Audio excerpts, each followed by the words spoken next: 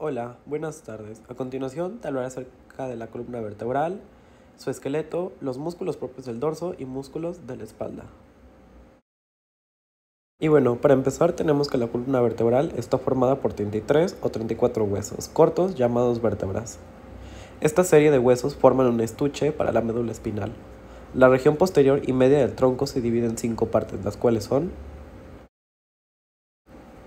7 vértebras cervicales, 12 vértebras torácicas, 5 vértebras lumbares, 5 vértebras sacras y 4 vértebras coxígeas.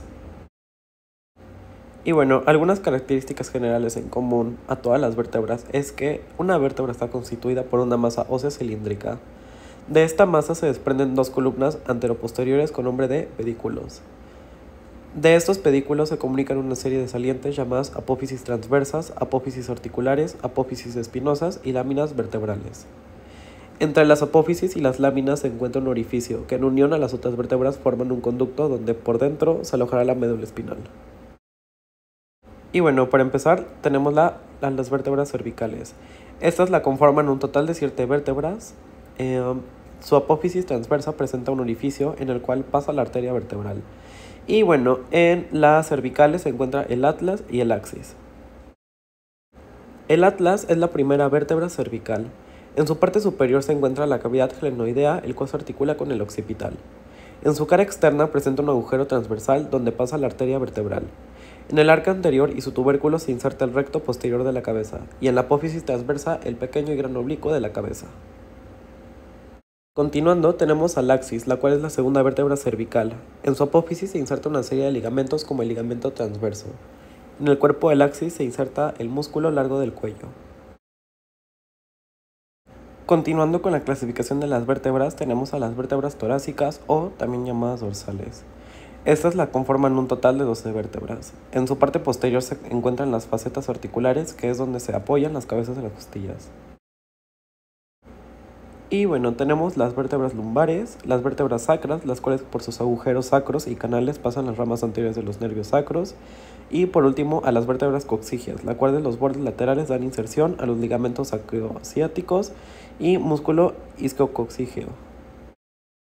Y bueno, ahora dejando un poco de lado al esqueleto, tenemos a los músculos del dorso y la espalda. Para empezar tenemos al músculo trapecio, el cual es un músculo ancho de forma triangular que se extiende del occipital a la duodécima vértebra dorsal y de ahí a la clavícula y al omóplato. De inervación recibe el nervio del trapecio procedente de la rama anterior del segundo por cervical. Como acción tenemos que al contraerse, este eleva el hombro al mismo tiempo que lo lleva dentro y ayuda a inclinar la cabeza. Tenemos que el músculo dorsal ancho es un músculo ancho de forma triangular que se extiende de la columna vertebral a la corredera bicipital del húmero. Este se inserta mediante aponeurosis en las apófisis espinosas y ligamentos de las últimas 6 vértebras dorsales y 5 lumbares. De inervación recibe el nervio del dorsal ancho y como acción este lleva el húmero hacia abajo, adentro y atrás. Continuando tenemos al músculo romboides, el cual es un músculo de forma romboidal y se extiende de las apófisis espinosas al borde espinal del omóplato. Este se inserta en las apófisis espinosas y ligamento de las 4 primeras vértebras dorsales y la séptima cervical. De inervación, este recibe el nervio del romboides y un ramo del plexo cervical que inerva sus haces superiores.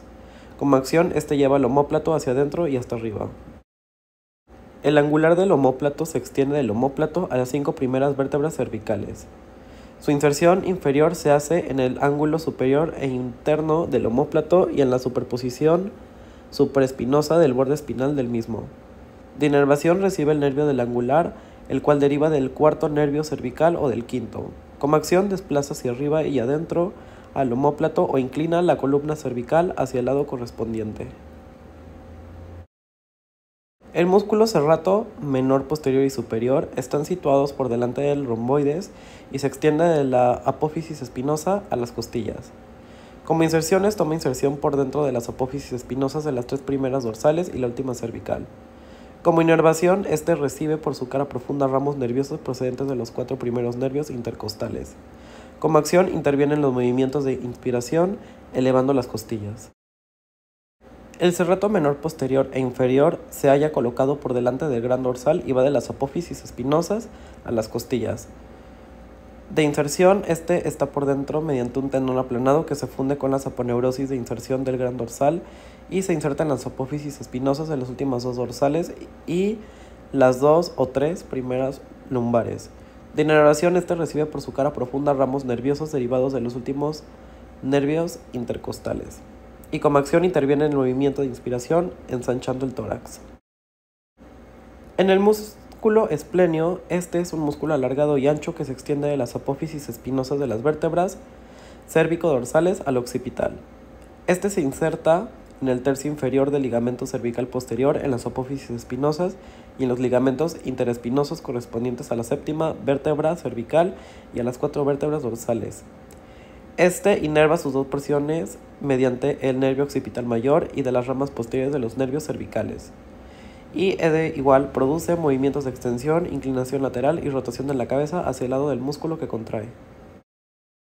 El complexo mayor se extiende de las vértebras cérvico-dorsales al occipital. Este se inserta mediante láminas tendinosas en el vértice de las apófisis transversas de los cérvico-dorsales. Este está inervado principalmente por el nervio occipital mayor, y la contracción simultánea de ambos músculos produce el desplazamiento de la cabeza hacia atrás.